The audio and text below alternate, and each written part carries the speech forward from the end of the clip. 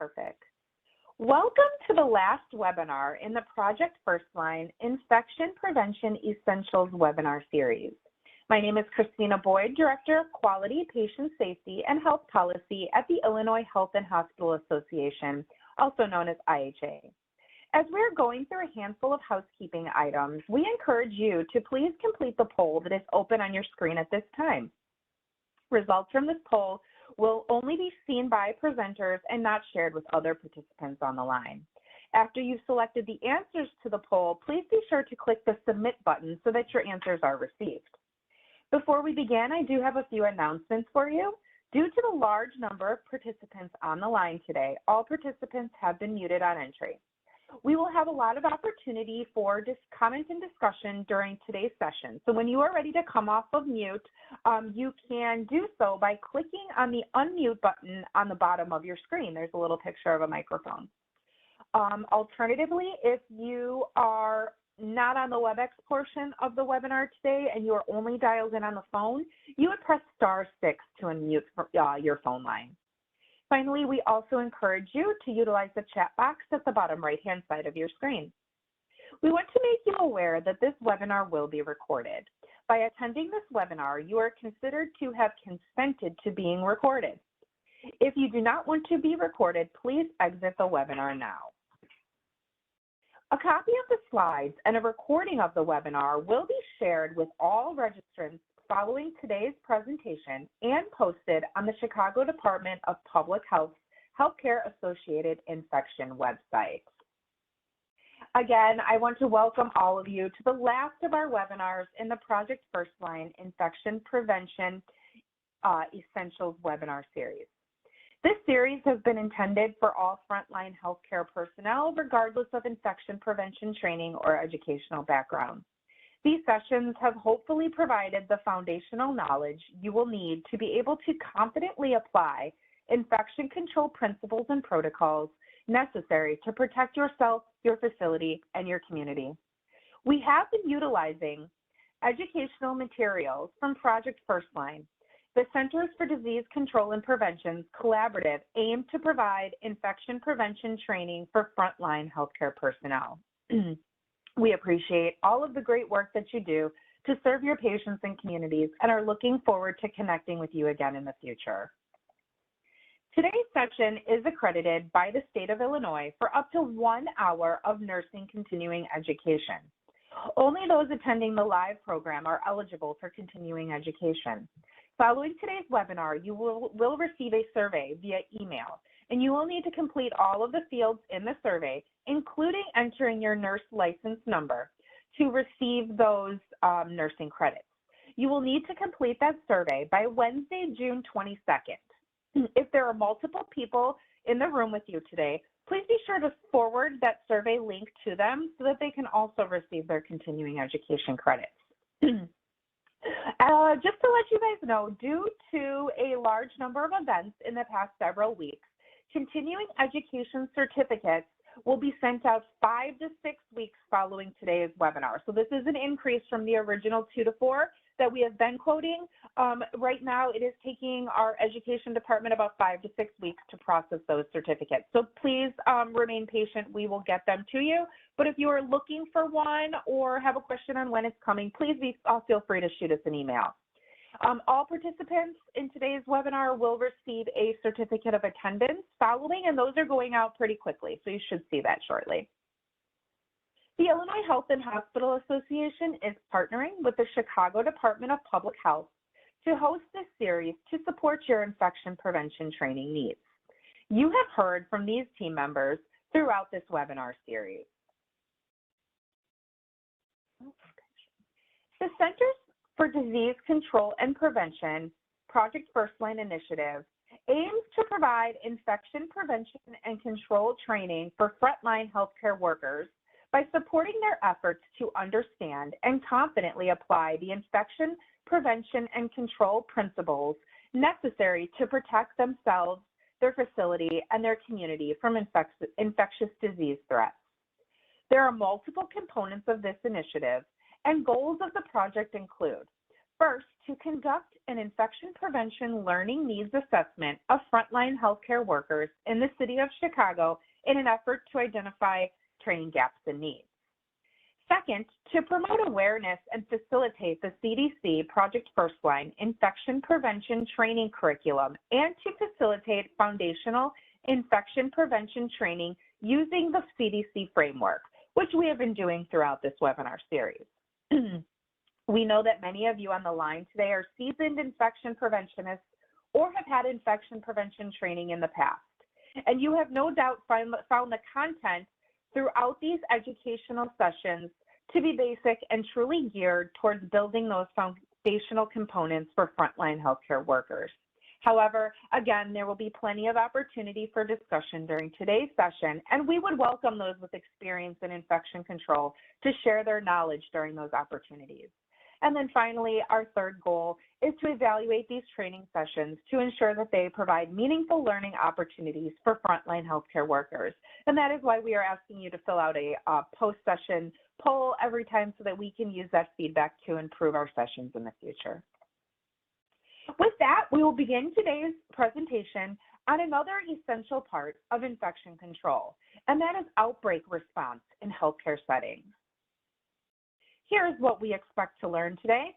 By the end of today's training, you will be able to explain the importance of recognizing outbreaks, understand your role in outbreak response, explain how infection control plays a role in outbreak response, and finally, outline lessons learned from reviewing outbreak response case studies. With that, let's get started with today's discussion.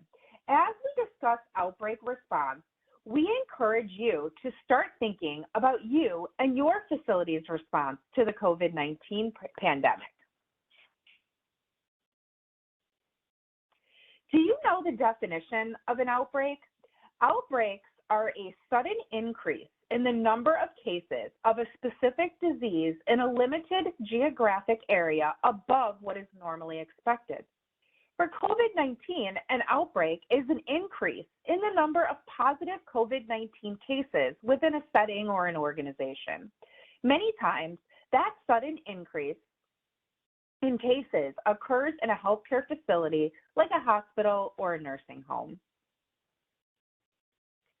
Recognizing an outbreak is essential in healthcare to prevent further spread of a disease. The earlier an outbreak is recognized, the sooner your facility can respond and implement infection control strategies to prevent additional patients, healthcare workers, and community members from getting sick.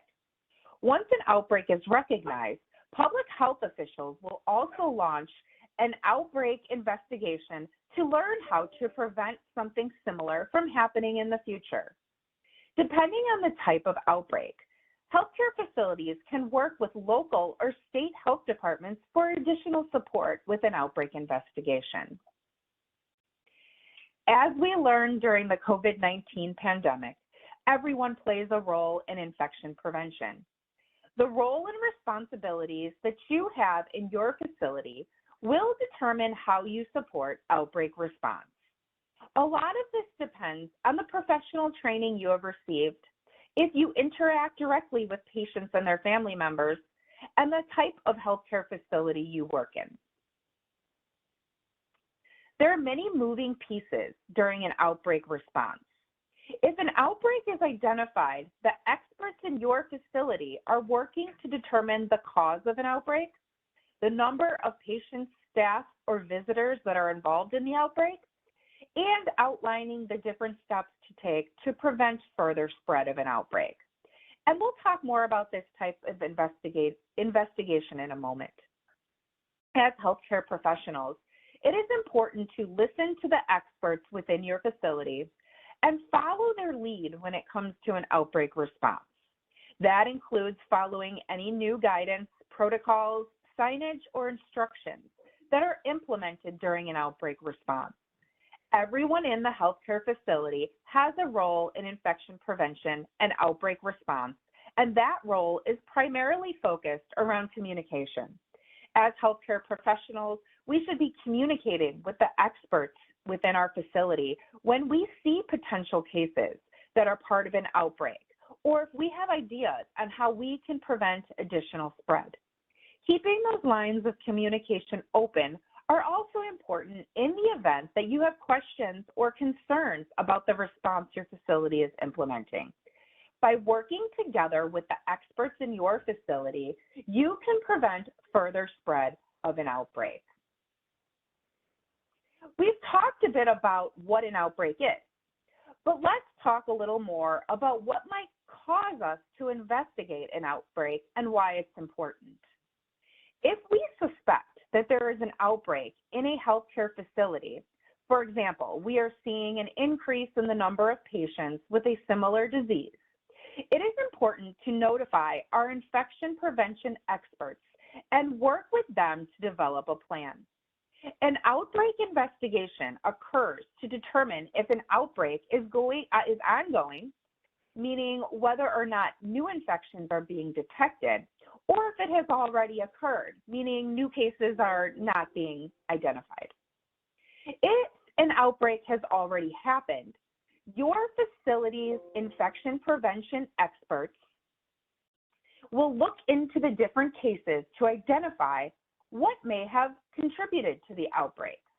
These findings could be things like shared equipment not being cleaned or disinfected, inadequate hand hygiene, failure to wear personal protective equipment correctly, or contaminated medications. Your facility's infection prevention experts can review the information and risk factors that led to the outbreak and determine what infection control practices to implement to reduce the number of new cases and prevent future outbreaks of a similar nature. For example, in the event of a COVID-19 outbreak or surge, there are many infection control practices that healthcare facilities can implement to reduce the number of new infections, such as reinstating mask requirements, encouraging COVID-19 vaccinations, implementing social distancing practices, limiting visitation, and finally, educating staff, patients, and family members about respiratory etiquette and the importance of hand hygiene. So today we are going to have a breakout session, and we're going to split up into 3 rooms this time, and it's going to be based on the healthcare facility that you are currently working in. And we are going to go through these 2 questions on the slide, which include what role do you play in your facility's outbreak response, and how has outbreak response impacted your work? Each breakout room will have a member from the Chicago Department of Public Health as a moderator, and we will have 15 minutes to discuss these 2 questions. At the end of our discussion, the groups will come back together, and my colleague, Jenny Winkler, will walk you through the highlights from each group's discussion. We want you to keep in mind that there may be a variety of healthcare providers with varying levels of infection prevention experience in your breakout room. So when we come back together, you might hear about a variety of experiences with outbreak response. In just a moment, you're going to see a window pop up in the middle of your screen asking you to join a breakout room. If that does not appear, you will need to hover your mouse over the top of your screen, select breakout rooms from the menu bar, and then scroll down to the option that says join a breakout session from the list that appears there. If you are in full screen mode, you will not be able to see that menu bar. So what you'll need to do before that is to hit Alt-Enter at the same time, and then that'll release you from full screen mode, and you will be able to see that menu bar or even something that says Show Menu Bar, and then that'll open up that menu bar for you. If all else fails, you can go ahead and type the room number that you are looking to join in the chat box, and I can manually assign you to the room that you would like to join. However, please be patient because that does take time to work through those manual assignments. So the rooms are going to be, number 1 is going to be long-term care and assisted living facilities. Room number 2 is going to be outpatient facilities and home health agencies. And then room number 3 is going to be acute care hospitals, long-term acute care facilities, and mental health facilities. So give me 1 second here. I'm going to deploy those breakout rooms, and hopefully you'll get that pop-up. If not, again, menu bar, breakout sessions, join breakout session, and all else fails, you can go ahead and put it in the chat box. So there you go. Those rooms should be up. And you can go ahead and start joining your breakout session, and I'll start working on assignments.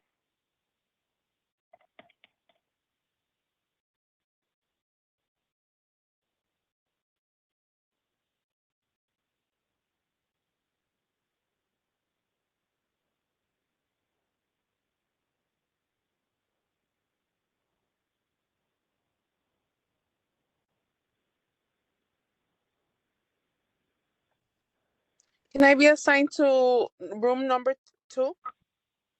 Who is this? Vanessa Marcus? Get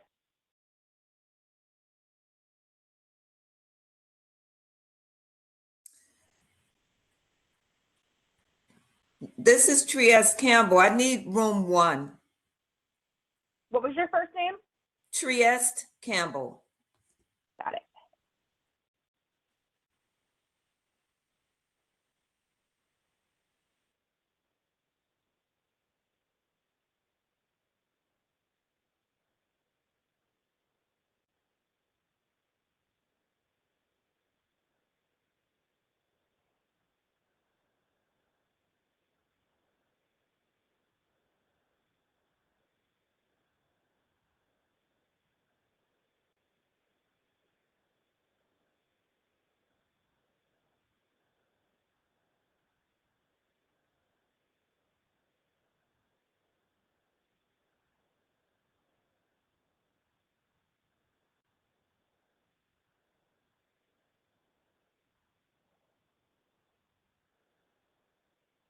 Okay, so I still have a number of folks who have not requested a specific breakout room.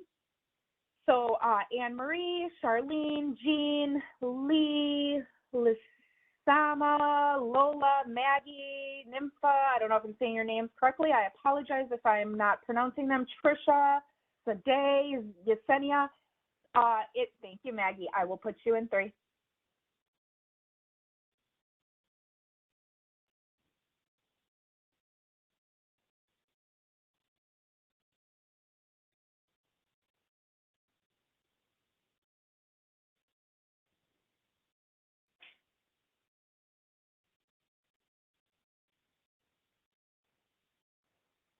Okay.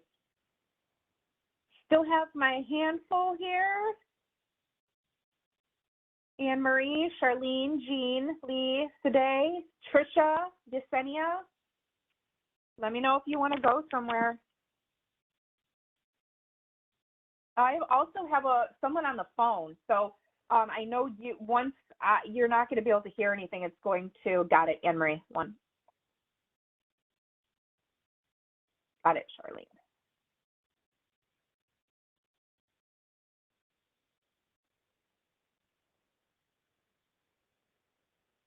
Okay, still. My phone caller, if you take yourself off of mute and let me know what room you'd like to go into, I can put you in that room. So my 224 number, you can *6 to unmute from your phone.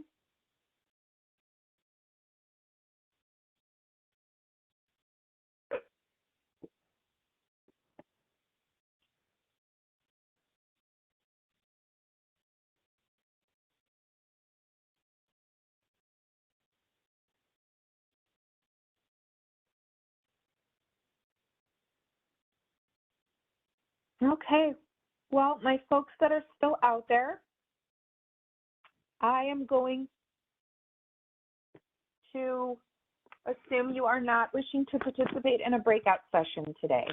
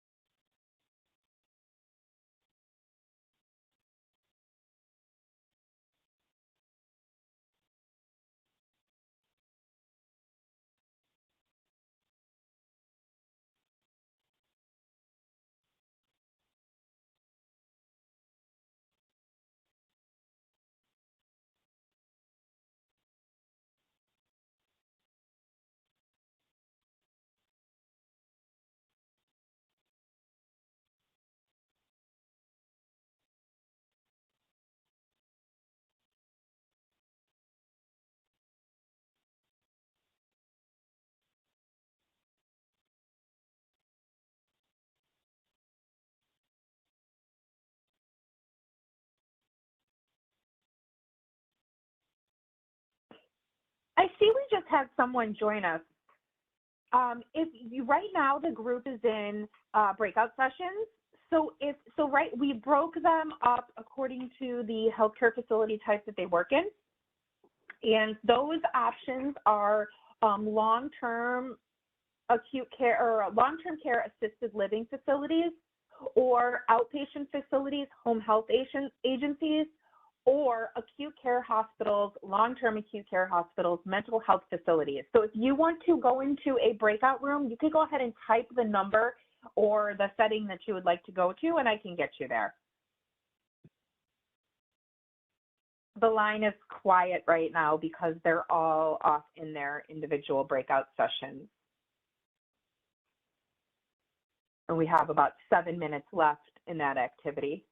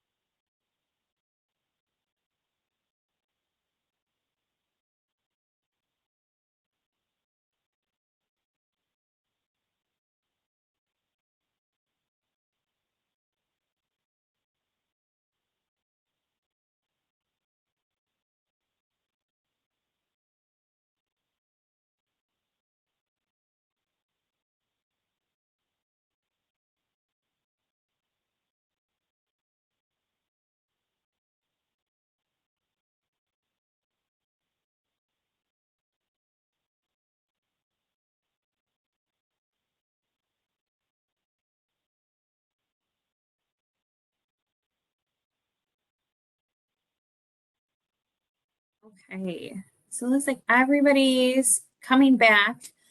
Um, and I had the opportunity to jump around to a handful of our breakout rooms and heard some really great discussion. So we'll just take a couple minutes now to hear the highlights from each of the groups' discussion around outbreak response. So with that, we'll go ahead and start with the first group, which was the long-term care assisted living facilities, and I'll turn it over to Kim.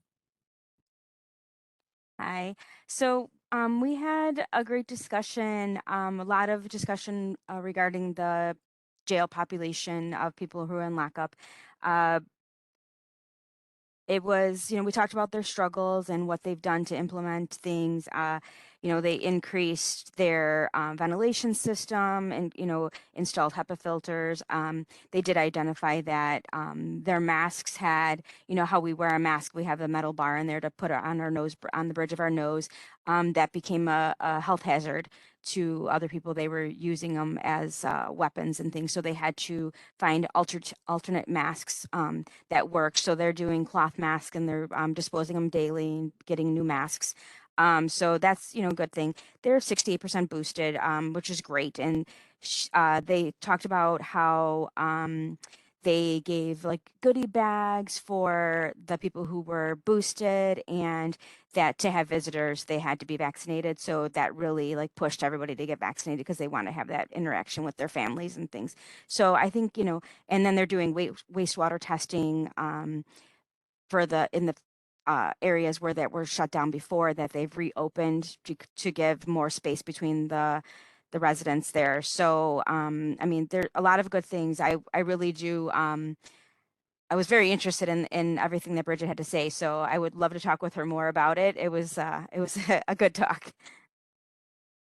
That's wonderful. Thanks for sharing, Kim, and thank you so much, Bridget, for sharing that as well. Such a great perspective. So we'll go to the next group, which was the outpatient facilities and the home health agencies, and I'll turn it over to Shane. Hi, everyone. Yeah, this is Shane. Thanks, Jenny. So we had kind of a really good diverse group in our session. So folks who may have been involved in daycare centers or um, university student health services and as well as public health departments. So lots of kind of input from a variety of sources. So in terms of what role those folks played in their facilities outbreak response, a lot of it seemed centered around education, particularly on appropriate use of PPE, hand hygiene, those general infection prevention strategies that are always important to control infections anyway, but become particularly important during an outbreak. And some of the people in our group did site visits in order to kind of ensure compliance with those things, and also just provide general education related to them, kind of in a just-in-time education, which was really important. The other thing that was, I think, critical is kind of reminding folks consistently about, again, infection control basics, or if, that some additional precautions are needed because of an outbreak, whether that be COVID or anything else, reminding people of those extra steps that they might have to take as part of their workday. And another thing that was really important to our group was encouraging vaccination. So, in a variety of settings, people talked about how they were encouraging vaccination among, the patient populations that they serve. Particularly important, I think, in that university setting where there's a lot of congregation. So really good information there. In terms of the second question about how outbreak response has impacted work, I think some people talked about, how their practice had changed, sort of at the site level, allowing, like, minimizing the number of people that were coming into the clinic, having folks call ahead instead of, setting up online appointments so that they can sort of monitor, how they enter, and also just to make sure they have staffing to have folks in the clinic at that point.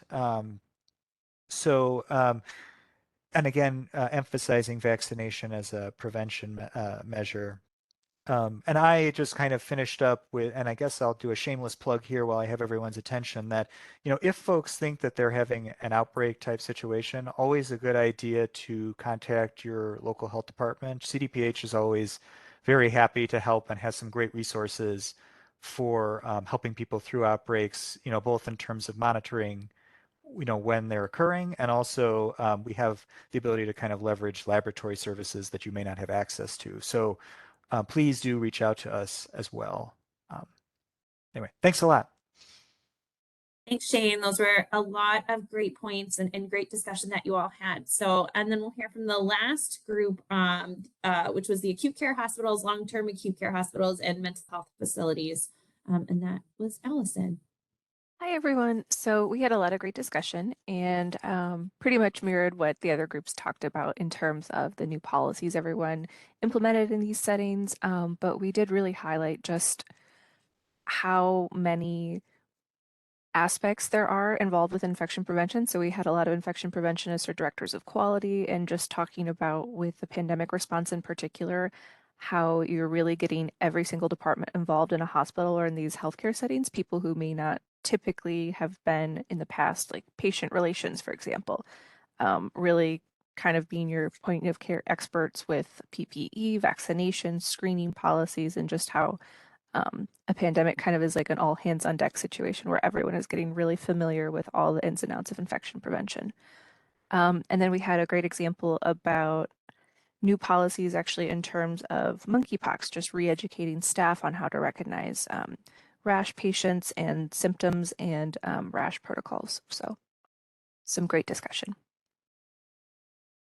Thanks, Allison. Thank you all. And thank you everyone for participating in the discussion. So moving on to the last part of our webinar today, just to highlight, as we've discussed before, you all talked about in your breakout sessions, there really are those handful of infection prevention steps that we can take, and they're very important to keep germs from spreading. And so those include that adherence to hand hygiene, washing your hands with soap and water for 20 seconds, especially after being in public places, caring for patients, after blowing your nose, coughing, sneezing, etc. And then also, if soap and water are not available, using the hand sanitizer that contains at least 60% alcohol, and then making sure you cover the surfaces of your hands and then rubbing them together until they feel dry. Using PPE or the personal protective equipment appropriately. PPE is the equipment that we use to protect ourselves, our patients, and our coworkers from keeping those germs from spreading. And if you're unsure about the type of PPE to use, or maybe how to use it correctly, or you're a little unsure, we encourage you to reach out to those infection prevention experts in your facility. We also want to make sure that we're frequently cleaning and disinfecting in our facilities. As we've talked about before, the dirt and germs can spread easily in a healthcare facility. And so cleaning and disinfection keeps those germs away from people and prevents those infections from spreading. And so this isn't just it doesn't just stop at those patient care areas. Cleaning and disinfection should occur in waiting areas, elevators, break rooms, nurses' stations, anywhere where somebody can make physical contact with the surface. And Project Firstline has lots of tools and resources that look closer at the importance of hand hygiene, PPE use, cleaning and disinfection. And a link to all of those resources will be shared with everybody as part of the follow-up email from today's session. So having those good infection control practices in place is very important because it helps those germs from spreading. And when we identify an outbreak, our response includes building on those good infection control practices that we already have in place. So as we've mentioned a couple times already today, healthcare workers, as healthcare workers, we all have a role to play in identifying those potential outbreaks in our facilities. So again, if we see patients or visitors in our facilities that have new rashes, fevers, respiratory symptoms, diarrhea, vomiting or nausea, or something that might look suspicious, we encourage you to notify your supervisors or the infection control experts in your facility so they can start an investigation. In addition to regular infection control practices like our hand hygiene and our respiratory etiquette, some patients might have more severe illnesses that require us to take additional transmission-based precautions. Transmission-based precautions are those additional infection control steps that we put in place to help prevent the spread of germs. And you might have heard of these additional precautions before. And those are contact precautions, droplet, and airborne precautions. And determining when we implement these different types of precautions take into consideration what type of infection a patient has. And so those precautions include wearing different types of PPE and implementing different cleaning and disinfection steps. And they also include different considerations for patient placement. So with that, so we've had a lot of great discussion today, about implementing infection control actions and how they can help end an outbreak. And this slide highlights some of those key takeaways, including early recognition, communicating with our infection control experts, and then utilizing those good infection control practices. And so what we're going to do in the last couple minutes here of today's session is we're going to build on what we've learned before, and we're going to walk through a couple of case studies to help us learn more about outbreak response in healthcare settings. And so as we're going through these scenarios, we want to hear from you, and I encourage you to add any comments you might have in the chat box throughout the discussion. So we're going to go ahead and start with the first scenario. And so the first scenario starts at a skilled nursing facility. And in the facility, we have 2 residents that tested positive for SARS-CoV-2, the virus that causes COVID-19. Additional testing was done at the facility, and there were 8 staff members and 19 additional residents that tested positive. So as we've learned through our experiences and we've talked about in other sessions, we know that COVID-19 is spread by respiratory droplets that have those virus particles inside of them. And so I want to hear from you, what infection control measures do you think facilities should take in an incident like this? What can staff members do? And feel free to drop those in the chat.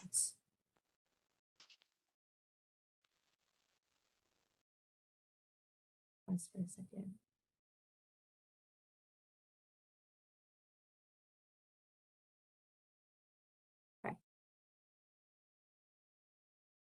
All right, we'll run through a couple things that facilities should do in this scenario. And I encourage you, there we go, Bridget, encourage those sick employees to stay home. Laura, wearing PPE, isolation, encouraging social distancing. These are great. These are great comments. And so thank you guys for sharing those. And if there's other actions you guys think people should take, feel free to drop those in the chat box. The air purifier, notifying infection prevention, limiting visitation, source control, masks, quarantine. Great. These are great comments. And so that's wonderful. So in the event, what some of the things this facility could have done or should have done, notifying their leadership and those infection control experts of the patients that are testing positive, and working to ensure that they're following those policies and protocols that their facility implements to prevent the additional spread of COVID-19. Christine, great comments. Isolating all positives, testing their staff frequently, initiating staff shortage policies if needed, the testing, reaching out to public health. These are all great things to do if facilities find themselves in this situation. Also making sure that they're doing education with their staff and their patients around hand hygiene, encouraging people to stay home when they're sick. And then working with their infection prevention team to determine, if they need to do more social distancing, limiting gatherings in these facilities, visitors restrictions, testing for contacts, closing units. These are all incredible strategies. And then also encouraging vaccination and ensuring staff have received their vaccinations if it's not counterindicated. So great suggestions. Thank you all for sharing. And so, for this particular scenario, we can look a little bit closer at how this occurred. Cindy, great having someone assess if procedures are being followed. This is great. We have all these policies and procedures in place, but we want to make sure that we're following them. And real-time education. So as we all know, again, SARS-CoV travels through respiratory droplets when an infected person talks, breathes, coughs, or blows air out of their noses or mouth, and those respiratory droplets then fall onto surfaces, and if a susceptible person touches a surface and then their face or mouth or nose, they could easily become infected with SARS-CoV-2. And even more challenging, many times people who are infected don't know that they're infected because they don't have symptoms. And so during this particular outbreak, you know, all the residents ended up being tested to help identify if anyone else was sick. Those sick residents were isolated from healthy residents. And, you know, again, while those actions were helpful in keeping germs from spreading during this particular outbreak, for any type of outbreak response, we really want to, you know, listen to our infection prevention experts and lean on those recommended infection control actions to keep germs from spreading. So wonderful. Thank you. Thank you. These are great comments. Looking for emotional support and assistance, especially in those skilled nursing facilities. Okay, so we're going to shift to a second scenario. And this scenario starts at a hospital. In this hospital, there were 4 patients in the COVID-19 unit that tested positive for Candida auris, which is a multi-drug resistant yeast that can cause infection. And in this particular scenario, additional testing was done, and it was found that 41 additional patients tested positive for Candida auris. So Candida auris can spread in healthcare settings through contact with contaminated environmental surfaces or equipment, or from person to person. So with that, again, would love to hear from you what some of your thoughts are. What infection control measures do you think a facility should take in this instance? You know, what can staff members do? Cohorting. Great.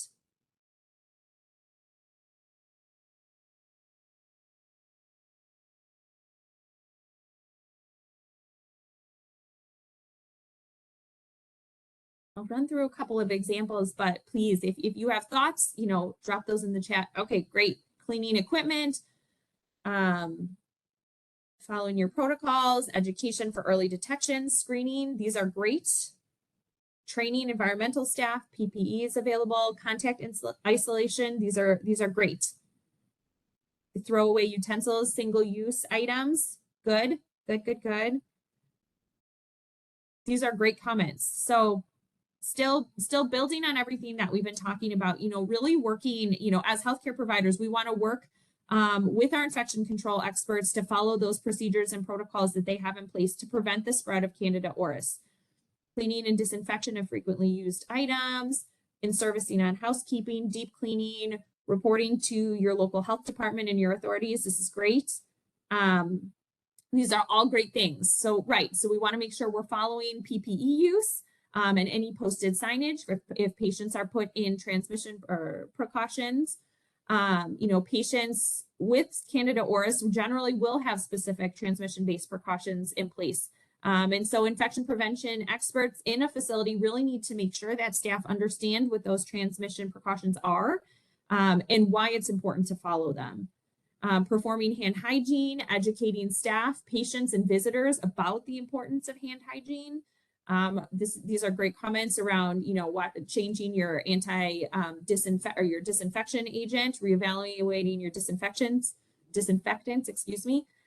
You know, we want to enhance our cleaning, the cleaning and disinfection of any shared equipment that we have, and we want to make sure that we're using those EPA approved products. So in healthcare in the United States, we use disinfectants that are registered with the Environmental Protection Agency, the EPA. And the EPA is charged with reviewing the chemicals used for disinfection to make sure that they're safe and effective.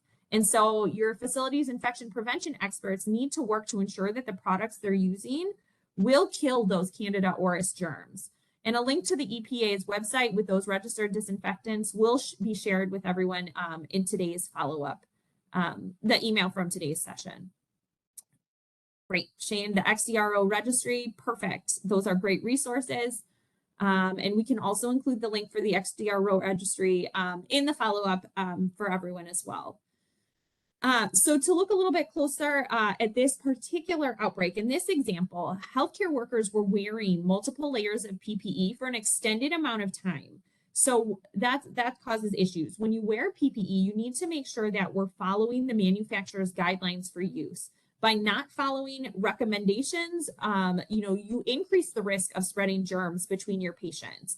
If you ever have questions about what a manufacturer's guidelines are or would like further information on how to wear your PPE or how it works, we encourage you to have that discussion with your infection prevention expert in your facility.